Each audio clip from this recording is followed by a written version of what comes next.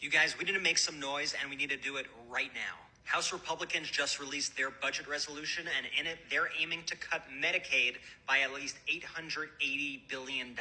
One of the most important things you can do as a news consumer is to look past the sensationalized headlines to understand what exactly is going on. This headline that MeidasTouch gives is not entirely accurate. And as a health economist who studies the US healthcare system, I'm going to help walk you through it. So the person here in the MeidasTouch post cites a tweet that says that Republicans are looking to, in their budget, cut $880 billion from Medicaid. For those of you that need a refresher, Medicaid is the public health insurance program that covers a wide variety of individuals, namely poor people, children, pregnant women, and people with certain disabilities. And Medicaid covers around 72 million people in the United States. And it's a pretty popular program. In fact, a survey by the Kaiser Family Foundation recently found that 77% of people surveyed viewed the program favorably, and that includes 63% of Republicans. Now, where this number comes from, this $880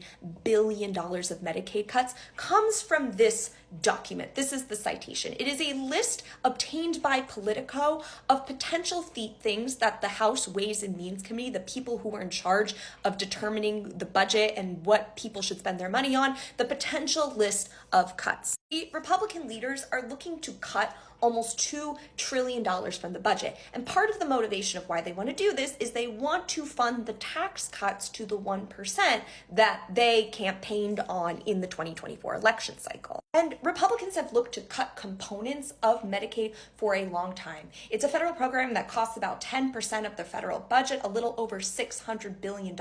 However, in this budget, they are not proposing to cut the entirety of Medicaid. What is listed here is components of Medicaid that have higher or lower probability of being cut. I understand that people are afraid right now. I've made several videos about potential changes to Medicaid with this new administration and Congress that I will put below. However, I think it's important that we get the details right, because this budget proposal that Republicans have laid out doesn't say we are cutting 100% of Medicaid. You can also see here that the suggestions that we are cutting $880 billion from Medicaid are happening across 10 years. And Medicaid having a $660 billion budget per year, the way that the math adds up, it doesn't mean that the Republicans are suggesting we are cutting the entirety of Medicaid. Now, you might have concerns that Medicaid cuts are happening at all, and that makes sense,